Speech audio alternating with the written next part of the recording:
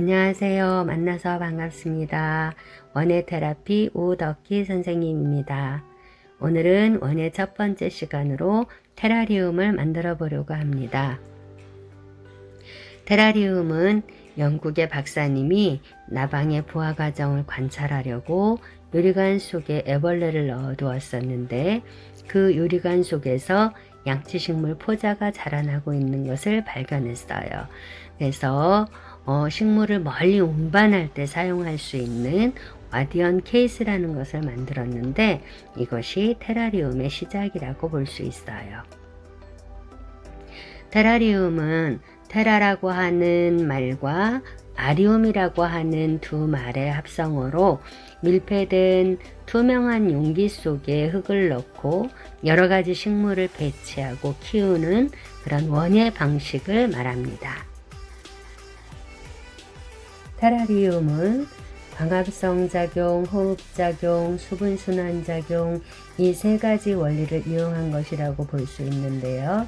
잎에서 이산화탄소를 흡수를 하고 산소를 배출을 하고, 또 밤에는 호흡작용으로 산소 흡수하고 탄산가스 배출하고, 또 수분순환작용을 통해서 물을 흡수하고 물을 배출시키고, 또 그렇게 배출시킨 수분이 유리벽에 물방울로 맺혀서 다시 수분을 공급하고, 이러한 원리를 이용한 것이 테라리움의 기본 원리라고 볼 수 있어요.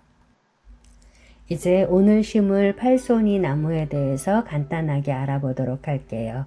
팔손이 나무는 분별 비밀이라고 하는 꽃말을 가지고 있어요. 우리 친구들도 비밀이 있을까요? 팔손이 나무의 잎은 보통 7갈래에서 11갈래로 갈라지지만 8갈래로 갈라지는 것이 많아서 팔손이라고 불리우게 되었대요.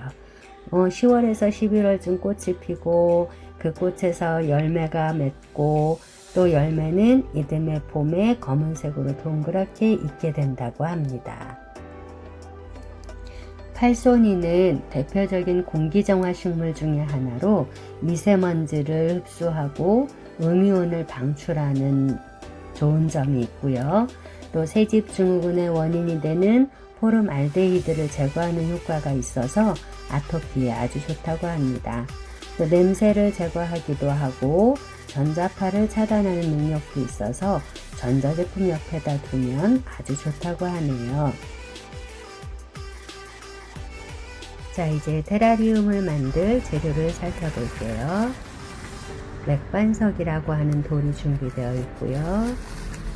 마사토, 그리고 예쁘게 꾸며줄 색돌, 영양분이 들어있는 배양토, 그리고 노랑, 빨강, 보라, 흰색, 파랑의 생모래가 준비되어 있고, 팔손이 식물도 준비되어 있습니다. 그리고 가장 기본적인 투명 용기가 준비되어 있지요. 자, 이제 테라리움 만들기를 시작해 보도록 하겠습니다. 제일 먼저 물을 깨끗하게 만들어주는 맥반석이라는 돌을 넣어줄 거예요.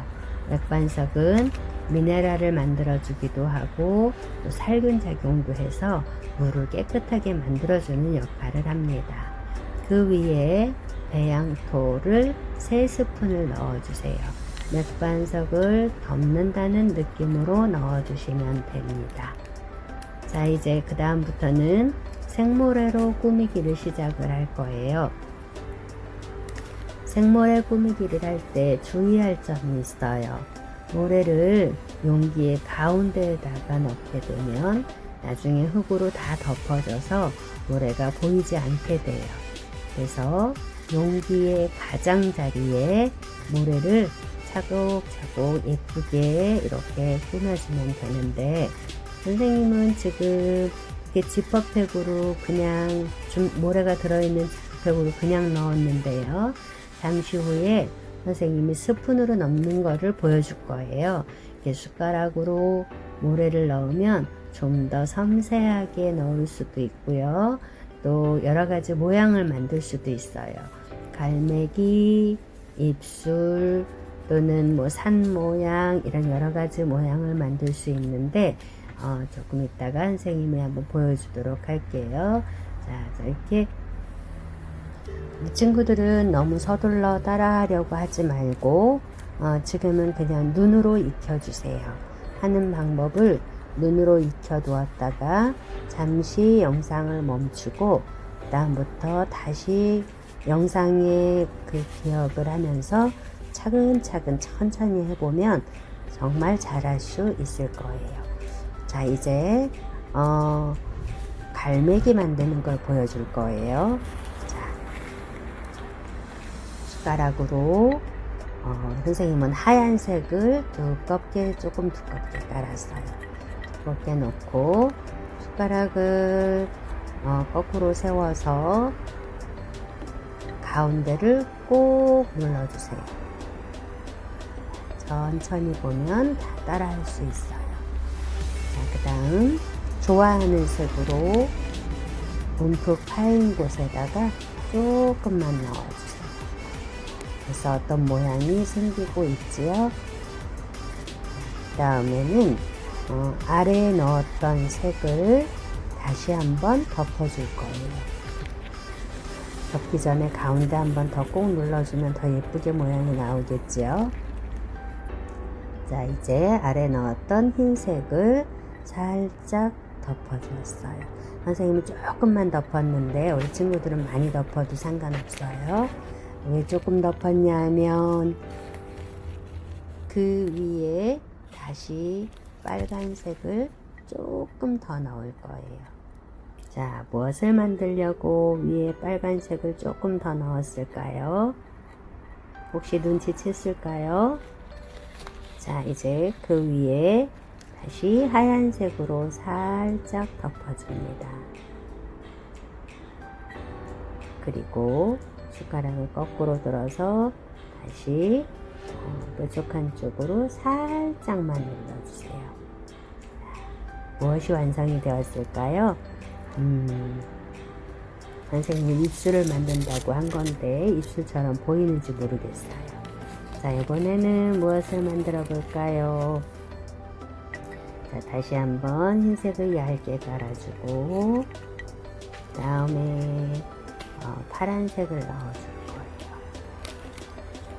파란색도 흰색 위에다가 천천히 고르게 넣어주고 시원한 느낌을 주네요.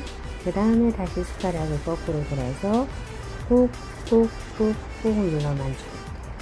무엇이 완성이 됐을까요? 선생님은 파도를 만들었어요. 자, 파도처럼 보이는지 모르겠습니다. 자, 다음에는 이제 무엇을 만들까요? 한번 보세요. 자, 빙 둘러서 모래를 넣지 않고 한쪽에 조금씩 숟가락 끝은 마법 같으지요? 원하는 모양을 마음대로 만들 수가 있어요. 자, 이제 노란색도 수북히 넣어주고 그 옆에 또 파란색도 살포시 넣어주고 자, 이렇게 놓으면 어떤 모양이 되었을까요? 자, 숟가락 끝으로 한 번 더 눌러줘도 좋고요. 자, 이제 노란색과 보라색 사이에 빨간색을 조금 넣고 빨간색 끝을 살짝 눌러주면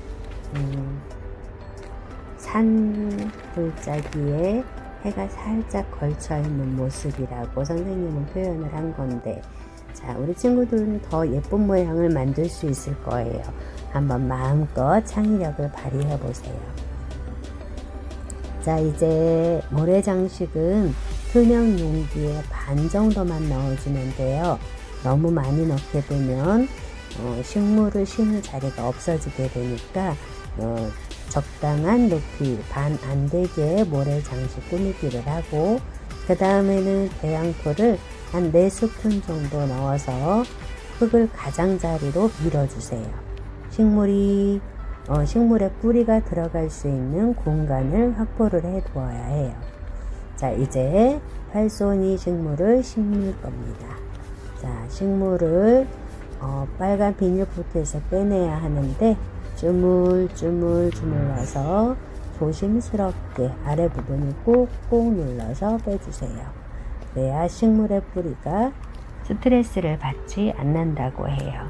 자, 그리고 분갈이를 할 때에는 묵은 흙은 조금 털어내주고 새 흙으로 심어주어야 식물이 건강하게 자랄 수가 있어요. 그래서 묵은 흙을 털어낼 때 너무 세게 문지르지 말고 부드럽게 살살살살 문질러서 뿌리 흙을 한 반 정도를 털어내 주세요.